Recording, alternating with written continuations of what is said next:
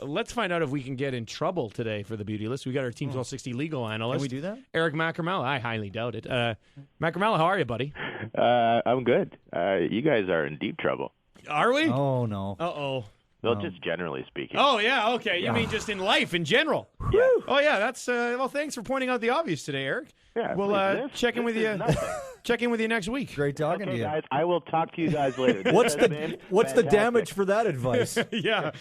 Yeah, you bill per minute? Is that how it works? Per minute? Yeah. No, per second. Yeah, that's what I thought. This is an extremely expensive phone call, guys. Let's start with, first of all, give us your thoughts on Game 6 last night. I mean, can you ask for anything else from a baseball game? No, I mean, this postseason has been phenomenal. You know, I was out watching the Habs game. I dressed up as a stanchion, and then I got home, and the game was still on. And, of course, I was also following the Jets-Flyer game on my app, which was also nuts.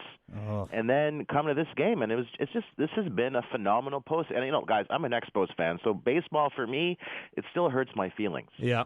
You know, I have feelings of resentment, okay? Andy McGaffigan is my friend. And you know, so when I see baseball, it hurts. But this has been phenomenal. I'm looking forward to tonight. Who are you pulling for, Eric? I'm not pulling for the Cardinals.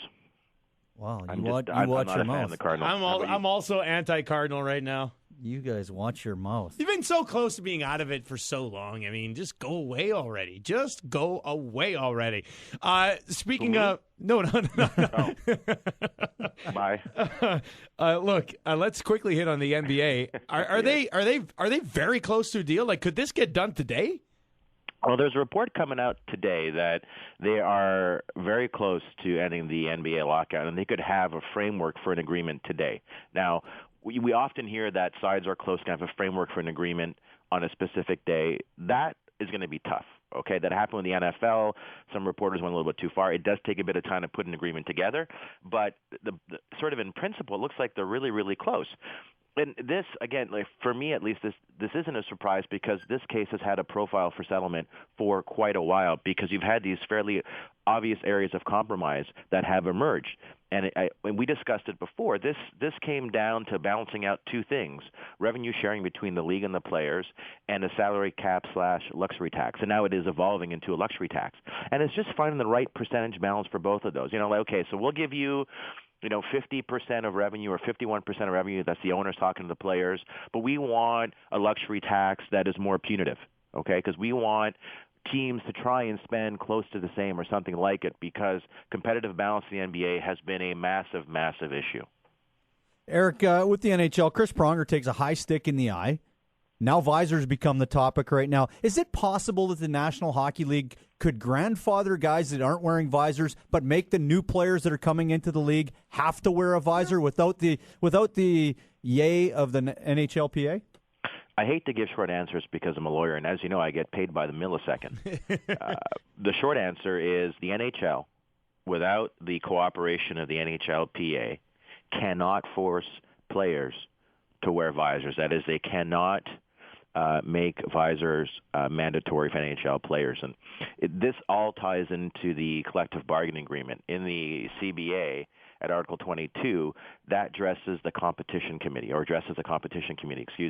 And the competition committee is comprised of 5 players and 5 club reps. And they look at things like player rules, scheduling of games, and also at player equipment. And that the competition committee is supposed to provide recommendations for those types of things. Unless you have 2/3 of the competition committee agreeing on something, then that recommendation can never become law, so to speak. And so because half of the committee is players, if Donald Fear instructs them, you guys cannot agree to saying that you agree to a policy where visors are mandatory. It's not going to happen. So bottom line is the NHL needs the union on board to make visors mandatory. Eric, I know you're a Habs fan. It's out there. We are aware of it. They fired Perry Pern. They've won 2 in a row since then. But if they would have lost that game after they fired Perry Pern, would they have stopped at firing anybody? I think they would. The rumor was they were going to fire UP.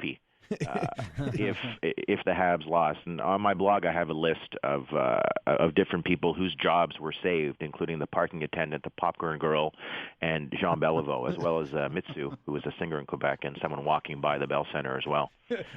Walking by the Bell Center, I like that one. Yes, you're gone. It's just, you know what? It struck me as a very bizarre move. The whole timing was odd. I mean, he was at the morning skate. He was fired 90 minutes before the game. His profile, and I tweeted this, was still up on the site after the game. The whole thing just seemed odd, and just blaming an assistant coach seems like, I think you guys would probably agree, seems like a very bizarre move, to say the least. Very awkward it was. Eric, appreciate the time, man. Thanks a lot. Okay, guys, take care. Stay out of trouble, eh? Yes. Because I don't know who would defend you. Well, I want you guys to defend me. You got it. Of course we'd defend you. I could come up with some sort of defense for you. Okay. I think I'd start with, look at this guy. How can Look you? at me. How can Please, you? I'm beautiful. How can you possibly expect him to be any better? Thanks a lot. People don't do anything wrong, guys. The good part about it is you don't qualify for our beauty list today. Not today. We're looking for an Uggo. We'll check you later, man. All right, guys, take care. There you go. That's Eric Macramella, Team 1260 Sports Legal.